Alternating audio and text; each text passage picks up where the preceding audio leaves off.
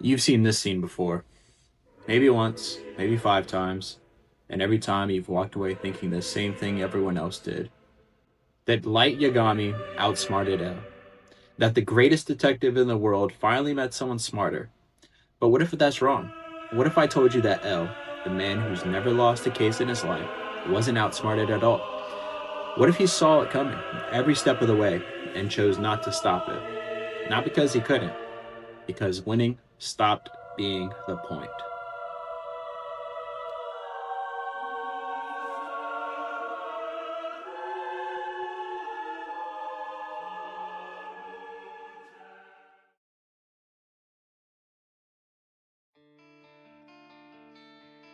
Let's start with what everyone knows. El is a genius, the world's greatest detective. He's strange, eats nothing but sweets, sits like he's afraid of the chair, holds everything like it might burn him. Anime fans love this about him. They call it quirky, they call it ironic, but here's what I need you to understand. None of it is random. The way El sits, knees to his chest, curled into himself, that's not a thinking posture. That's a self-protective position. It's fetal. It's the way a child sits when the world feels too big and they need to make themselves small. El told us he thinks better this way, that his reasoning drops by 40% if he sits normally. And maybe that's true, but it's also an excuse a person gives when they're guarding themselves so long they forget they're doing it. Watch how he touches things. 2 fingers, always. He interacts with the physical world at a distance, like he's handling evidence at a crime scene. Because to El, everything is evidence. Everything is a case. And if everything is a case, then nothing is personal. Nothing can get close. That's not a quirk. That's a defense mechanism. And the sugar, the endless sweets, people joke about it, make it a meme, but constant sugar consumption is one of the most common self-soothing behaviors in people who are emotionally deprived. It's stimulation. It's comfort. It's the only sweetness El allows himself. Because the other kind, the kind that comes from people, requires something he's never been willing to give: vulnerability. Now, think about his name, or rather, the absence of one. El doesn't have a name. He doesn't have a face. He doesn't have a home that we know of, a family that we see, a single relationship that exists outside of the case. He contacts the world through a screen, through a letter, through a voice scrambler. He built an entire life around one principle: never be known. In psychology, this is called avoidant attachment. It develops in people who learned early that connection leads to pain, so they eliminate connection entirely. They don't do it because they don't want closeness. They do it because closeness is one of the most terrifying things they can imagine. El is not a quirky genius. El is a man who is profoundly, fundamentally alone, and he has arranged every detail of his existence to make sure it stays that way, until Kira. Every case El ever took followed the same pattern: stay invisible, stay distant, solve the puzzle, move on, no attachment, no aftermath, just the next problem. Kira should have been the same. Another criminal. The most interesting one yet, sure, but still a game. It wasn't, because Kira wasn't just a case. Kira was Light Yagami, and Light did something to El that no criminal, no case, no puzzle ever did before. He saw him. Not El the detective, not the letter on the screen. El saw the person behind it. It matched him. Move for move, thought for thought. For the first time in El's life, someone was operating on the same level. And that is the most intoxicating and the most dangerous thing that can happen to someone who's spent their entire life alone. Now let's talk about the handcuffs. El chains himself to Light. His reasoning is surveillance. He needs to monitor the prime suspect around the clock. And that's logic. That's the detective talking. But look closer. He is physically binding himself to another human being. The man who has never let anyone within arm length of his real self chose to remove all distance between himself and the person who wants him dead. That's not strategy. That's a man who finally found a reason to be close to someone and used a case as the excuse to do it. Because El doesn't know how to reach for connection. He only knows how to justify it as work. And what happens during the chain? Look at El. Really look at him. He's different. He argues with Light over cake. He watches Light sleep. He builds something that from the outside looks almost like a life. A mundane, human, ordinary life with another person in it. For a man who's never had that, this isn't a surveillance operation. This is the closest thing to normality El has ever experienced.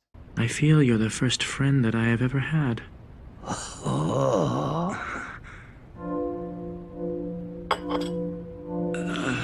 Most people read this as manipulation or awkwardness or L testing Light, but look at his face. Listen to the way he says it. This isn't a chess move, this is a confession. That's a man saying something out loud that he's probably never said to anyone. And he's saying it to the person who's going to kill him. And he knows it. That's the tragedy.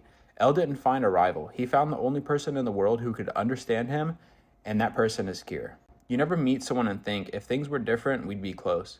Multiply that by a lifetime of total isolation. That's what Light was to L. The connection he never let himself have, arriving in one form he could never accept.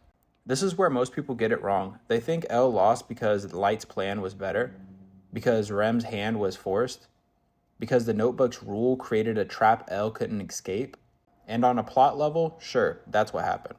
But L is the greatest detective who ever lived. He solved cases that were deemed impossible.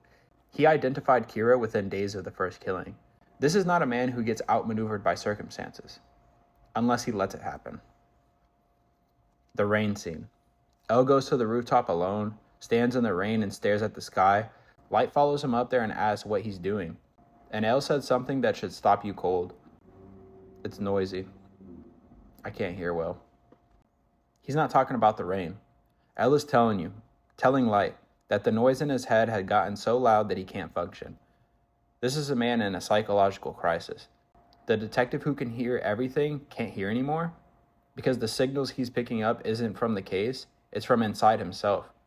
And he's never had to deal with that before. And then he comes inside and washes Light's feet. I need you to sit there for a second. The world's greatest detective, the man who touches everything with 2 fingers because the world is too much, that man kneels on the ground and holds another person's feet in his bare hands? This is biblical. This is what someone does before a sacrifice. El isn't investigating no more. He's saying goodbye. He knew, not suspected, knew. Look at what El did before he died. He set up his successors. He created protocols for what happens after. He made sure that Kira's case would continue without him. These aren't the actions of a man caught off guard. These are the actions of a man who made his peace.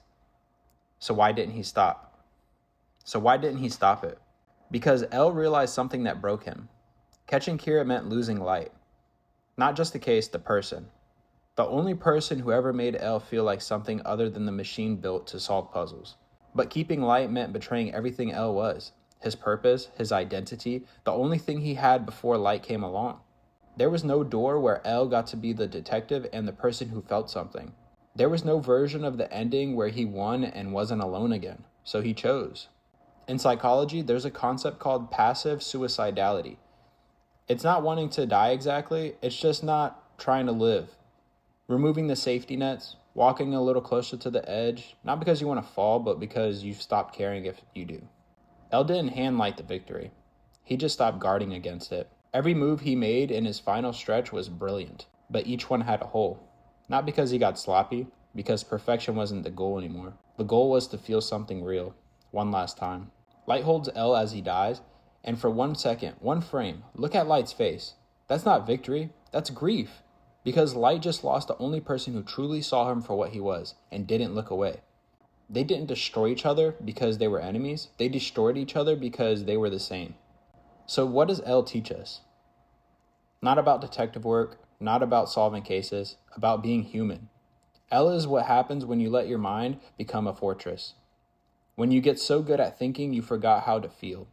When intelligence becomes the wall you hide behind because being smart is easier than being seen. And I think a lot of us know that feeling. Using logic to win arguments instead of understanding them, analyzing people instead of connecting with them, being the one who figures everyone out but never lets anyone figure you out.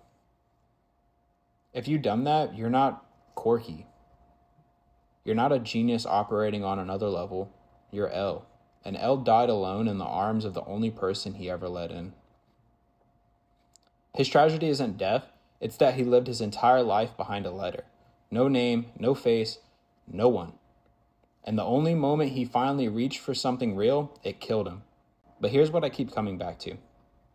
He reached anyways, knowing what it would cost. Knowing it was the end.